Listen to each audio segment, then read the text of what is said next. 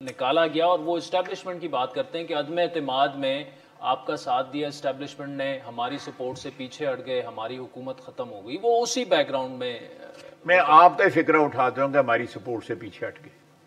وہ تو اس کا مطلب ہے کہ ان کی اس ادارے کے ساتھ وفاداری یا اس ادارے کے ساتھ یگانگت جو ہے وہ مشروط ہے کہ جب تک وہ ان کا ساتھ دیں تو ٹھیک ہے، ادروائز گالیاں کھائیں.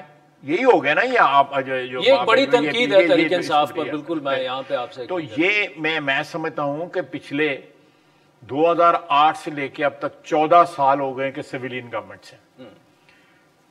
اس سے پہلے جو ہے پیپلز پارٹی کی رہی، اس کے بعد پی ایم ایل این کی رہی، پچھلے 4 سال جو ہے وہ تحریک انصاف کی رہی، اب پچھلے 3-4 مہینے سے ایک کولیشن گورنمنٹ ہے. یہ سارا سویلین گورنمنٹ کا دور ہے. یہ سارا پچھلے 14-15 سال کا جو ہے جنرل مشرف کی ایگزٹ کے بعد جو ہے.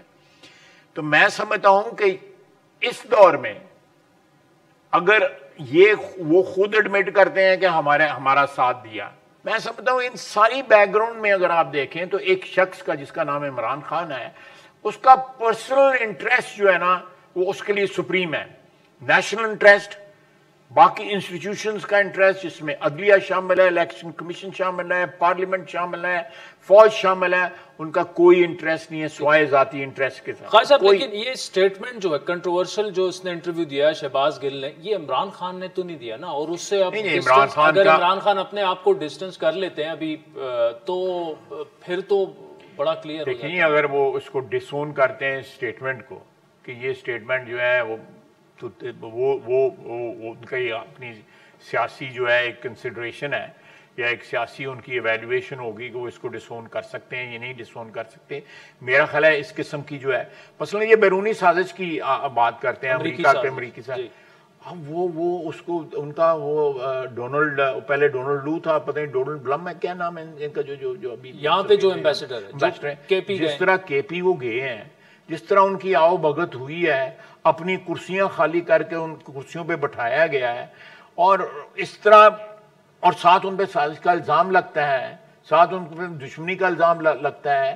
تو میرا خیال ہے کہ وہ جو ایک نہایت ہی اوچھا قسم کا جو ہے میرا خیال ہے went beyond all diplomatic norms or diplomatic limits to please اور میرا بڑا ان کا میں سمجھتا ہوں کہ کمپرومائزنگ قسم کا ایٹیچیوڈ تھا ان کا.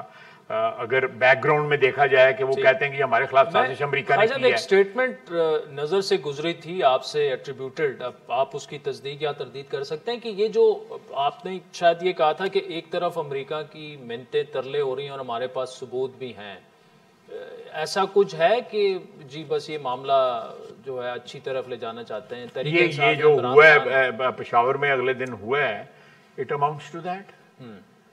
بالکل وہی ہے، منتیں ترلے کرتے ہیں، اپیز کرنے کی کوشش کر رہے ہیں بڑے آلموسٹ جس طرح وہ کیا میں cannot find a right word for it، لیکن اپیز کرنے کے بھی کوئی طریقے ہوتے ہیں. لیکن جس طرح انہوں نے اس نے اپیز کیا ہے، چیف منسٹر بھی ان کے تھے، وزراء بھی تھے، اور جس طرح کی وہ they were bending backwards to appease